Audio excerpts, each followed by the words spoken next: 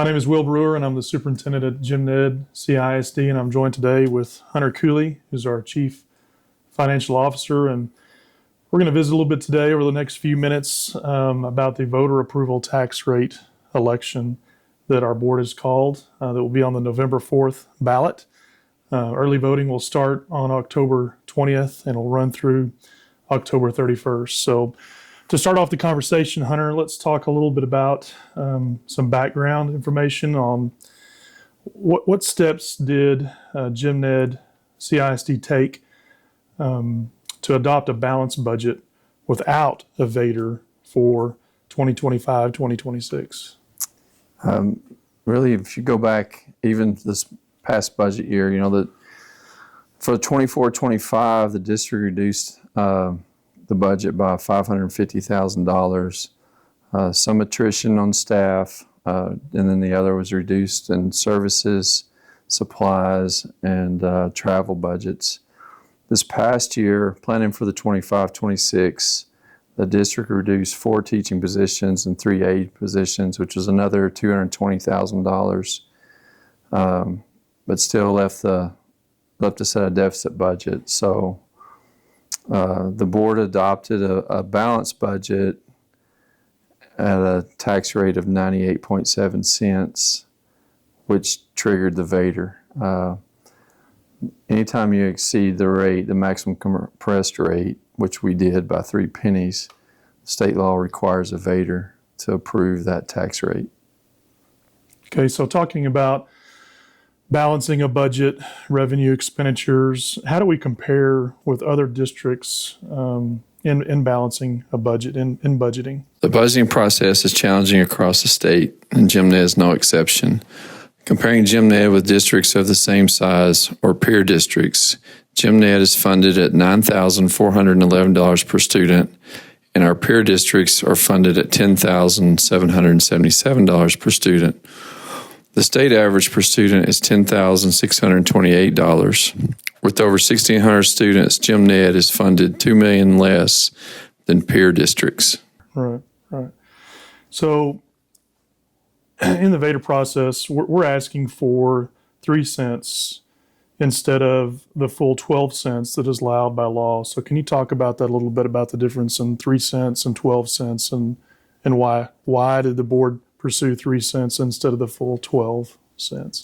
The 3 cents was intentional. Number one, feel like we can balance the budget with the 3 cents.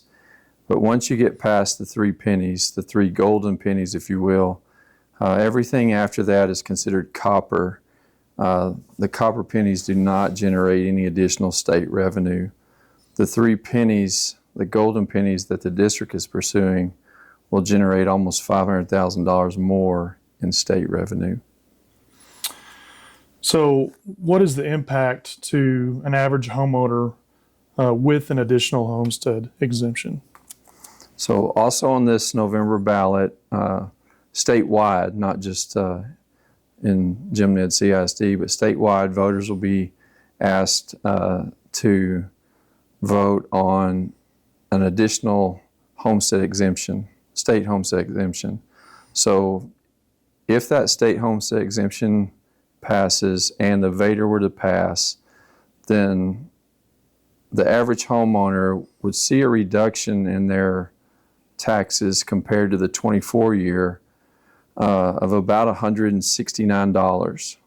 If the VATRE doesn't pass and the homestead exemption does, then that savings would be another $48. Okay, so you and I, we like numbers. We speak numbers a lot, and we've talked about a lot of numbers here today. So where can the public check to make sure all these facts that we've been talking about today are accurate, and where can they see them on paper? So number one would be the local tax statement. The Taylor County CAD sent out last week, the property owner's tax statement for the 25 year. Included in that 25 tax statement is the additional state homestead exemption and also the VATRE. Those numbers were proposed.